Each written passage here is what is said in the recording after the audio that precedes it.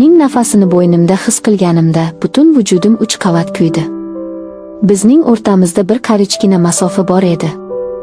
Agar hozir u menga tegsa, butun dunyom portlab ketishini bilardim. Lekin men qochishni istamadim. U ammamning o'g'li edi. Va bu mening hayotimdagi eng katta qulash va eng yuksak parvoz edi. Assalomu alaykum, qalbimga yaqin qadrdonlarim. Momoni hikoyalari kanaliga xush kelibsiz. Bugun men sizlarga shunchaki romantik hikoya aytib bermayman. Bugun men sizlarga aql va yurak o'rtasidagi eng shafqatsiz jangga aylanib ketgan, inkor qilib bo'lmas bir olov haqida so'zlab beraman. Bu olov shunday ediki, u mening borlig'imni yondirib, kulidan mutlaqo yangi bir ayolni yaratdi. Agar siz ham taqiqlangan hissiyotlar, yurakni tilkapora qiluvchi ehtiros va chuqur insoniy kurashlar olamiga tushishni xohlasangiz, qulayroq joylashib oling. Like tugmasini bosib, kanalimizga obuna bo'lishni unutmang. Meni eshiting. Balki bu hikoyada siz o'zingizning yashirin istaklaringizni ko'rarsiz. Hammasi o'sha dim va sokin yoz oqshomida boshlandi. Men 24 yoshda edim. Hayotim bir tekis, zerikarli va chizilgan chiziqdan iborat edi.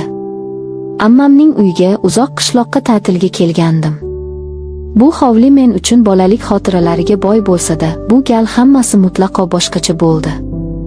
Men uni ko'rdim. Rustam, ammamning o'g'li. Biz birga katta bo'lganmiz, birga loy o'ynaganmiz. Ammo hozir darvozadan kirib kelgan bu pahlavon kelbatli, ko'zlarida yovvoyi bir ishonch yonib turgan yigit meni gangitib qo'ydi. U menga qaradi. Uning qarashi shunchaki salomlashish emasdi. Bu nigoh meni yechintirib, qalbimning eng tubiga tushgandek tuyuldi. Yuragim bir sakrab tushdi. O'sha damdayoq ichimda qandaydir ogohlantirish qo'ng'irog'i chalingandi. Uzoqroq yur. U xavfli. Lekin bilasizmi, ba'zan eng katta xavf eng shirin jozibaga aylanadi. Bir kuni tushdan keyin hovlida jimjitlik. Hamma mudrab yotibdi. Issiq havodan nafas olish ham og'ir edi. Men tokzordagi katta yog'och supada, yupqa shoyi ko'ylakda chalqancha yotib kitob o'qiyotgandim. Ko'ylagimning bir yelkasi biroz sirg'alib tushgandi. Ko'zlarim yumilgan, butun vujudim bilan yozning osoyishtaligiga singib ketgandim. To'satdan yaqinlashayotgan qadam sasini eshitdim. Men ko'zimni ochmadim. Lekin o'sha tanish, og'ir nafasni sezdim. Rustam keldi. U supaning chetiga, xuddi mening oyoq uchimga o'tirdi. Mening yuragim gupullab urishni boshladi. Tanamda qandaydir issiq oqim yugurdi. U hech narsa demadi. U shunchaki menga qarab turardi. Men uning ko'zlarini yopiq qovoqlarim orqali ham his qilardim.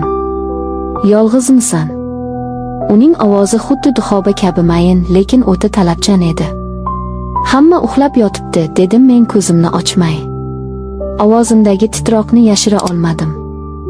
U yana jim qoldi.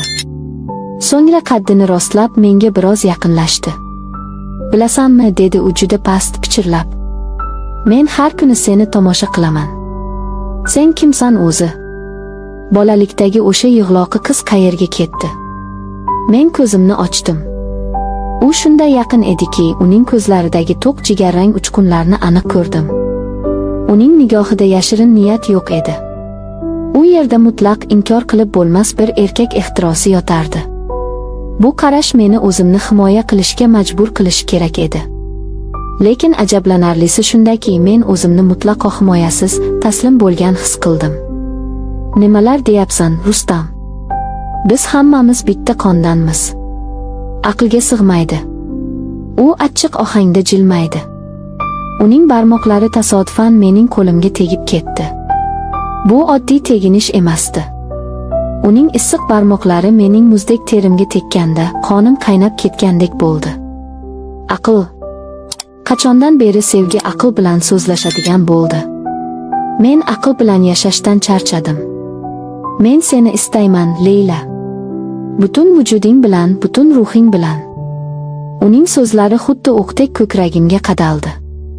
Nafasim tiqilib qoldi. Men nima deyishni, qanday qochishni bilmasdim. U mening sarosimamni his qildi. U yengil harakat bilan yuzimga yaqinlashdi.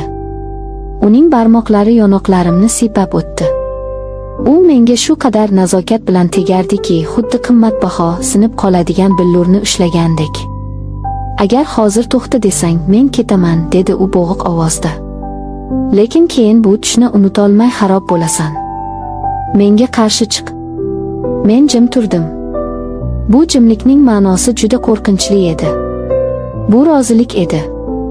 Men o'z prinsiplarimni, oila qonunlarini bitta teginish evaziga sotib yubordim. Mening yuragim uning tomoniga shiddat bilan yugurib ketgandi. Rustam yuzimga egildi. Uning lablari mening peshonamga, keyin ko'zimga, keyin asta-sekin yonog'imga tegdi. Har bir bo'sasi mening qalbimdagi bitta qulfni ochardi. Men ko'zlarimni mahkam yumib oldim. Uning nafasi bo'ynimga urilganda men butunlay erib ketdim. Bizning lablarimiz birlashdi. Bu shunchaki o'pich emasdi. Bu uzoq yillik suvsizlikdan keyingi yomg'ir edi. Bu ikkita telba yurakning ayovsiz jangi edi. Men qo'llarimni uning yelkasiga tashladim. U meni shunday qattiq quchoqladiki, qovurg'alarim uning ko'kragiga sanchilgandek bo'ldi. Uning kuchli va ishonchli quchog'ida men butunlay himoyalangan edim. Ko'ylagimning yelkasi sirg'alib tushdi. Uning issiq lablari yelkamga tegdi. Men ovoz chiqarmaslik uchun labimni tishladim. Tanam yong'in ichida qoldi. Bu faqat tana ehtirosi emas, bu ruhan bir-birimizga singib ketish edi. O'sha kuni tushdan keyin to'kzor soyasida men butunlay qayta tug'ildim. Men o'zimni ayol kabi, haqiqiy sevgi va ishtiyoq bilan ardoqlangan ayol kabi his qildim. Lekin bizning bu mastligimiz uzoqqa cho'zilmadi. Birinchi kutilmagan burilish yuz berdi. Kechqurun butun oila dasturxon atrofida jam bo'ldi. Ammam juda quvnoq edi. U Rustamga qarab, "O'g'lim, senga qiz topib qo'ydim. Ertaga sovchilikka boramiz", dedi.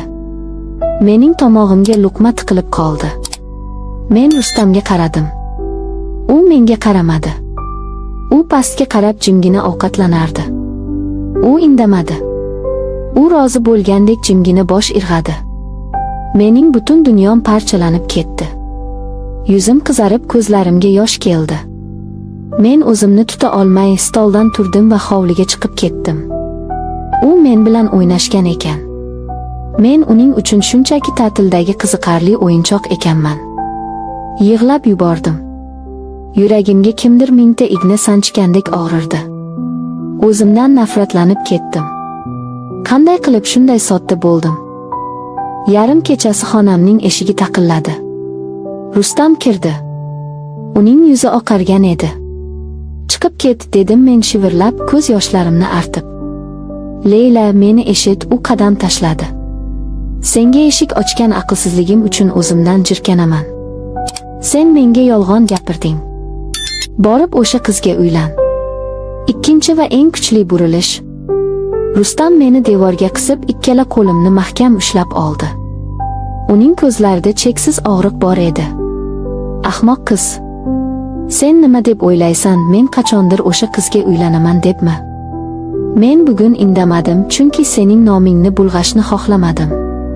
Ularga men Leylani sevaman desam, bilasanmi nima bo'ladi? Seni o'z ota-onang uydan haydab soladi. Biz qarindoshmiz. Ular bizning sevgimizni la'natlashadi. Men buni jimgina, senga ziyon yetkazmasdan hal qilmoqchi edim." U shunday alam bilan gapirardiki, men qotib qoldim. U mening obro'yimni asrash uchun butun zarbani o'ziga olayotgan ekan. Men uning ko'ksiga yuzimni bosib yig'lay boshladim. "Meni kechir", dedim hiqillab. U mening sochlarimni siladi. Uning mehrga to'la quchog'i yana meni xotirjamlik dunyosiga olib kirdi. O'sha tundan keyin biz dushmanga qarshi birga kurashishga qasam ichdik. Bizning muhabbatimiz endi jinoyat emas, inqilob edi. Biz har kecha yashirincha ko'rishardik. Hovli etagidagi eski tut daraxti tagida. Biz soatlab bir-birimizga termulib o'tirardik. U menga kelajagimiz haqida so'zlab berardi. Biz qayerga ketishimizni, qanday yashashimizni reja qilardik. Men uning ko'zlarida o'zimning abadiyligimni ko'rardim. Lekin bizning maxfiy o'yinimiz uzoq davom etmadi. Uchinchi burilish dahshatli tarzda namoyon bo'ldi. Bir kuni biz yana o'sha tut daraxti tagida bir-birimizning og'ushimizda edik. Rustam mening yuzimdan o'payotgan edi. To'satdan orqamizdan qattiq o'kirik eshitildi. Ammam. U chiroq ushlab turardi. Uning yuzi oqargan, qo'llari titrardi. Nimalar qilyapsizlar, ifloslar? U shunday baqirdiki, butun qishloq uyg'onib ketdi. Men o'zimni yo'qotib qo'ydim. Rustam darhol o'rnidan turib meni o'z ortiga yashirdi. Ayi, Leylaga tegmang. Men uni sevaman. Va biz oila quramiz, dedi Rustam qat'iy va baland ovozda. Ammam telbadek qichqirardi. Sen meni sharmanda qilding. Qaysi yuz bilan uning ota-onasiga qarayman? Sizning orangizda qon bor, jinni bo'lganmisizlar? O'sha kechasi qiyomat qoyim bo'ldi. Meni xonaga qamab qo'yishdi. Ertasi kuni tongda ota-onam mashinada yetib keldi. Ular mening yuzimga tarsaki tortishdi. Meni sudrab mashinaga tiqishdi. Rustam ota-onamning oldiga keldi. U tiz cho'kdi. Men Leylani hech kimga bermayman. U meniki, dedi qat'iyat bilan. Otam uni qattiq itarib yubordi. Sening nomingni o'chiraman, dedi otam. Men mashina oynasidan orqada qolib borayotgan Rustamga qarab yig'lardim. Mening vujudim u yerda qolib ketgandi. Uyga keldik. Meni uy qamog'iga olishdi. Telefonimni tortib olishdi. Men bilan hech kim gaplashmasdi. Men sharmandalik tamg'asi bilan urilgan edim. Men ovqat yemay qo'ydim. Faqat bir narsani, o'lishni xohlardim. Sensiz yashashdan nima ma'no? 2 hafta o'tdi. 4-burilish. Men uchun kutilmagan umid uchquni miltilladi. Uyning derazasini chertishdi. Kechasi soat 2lar edi.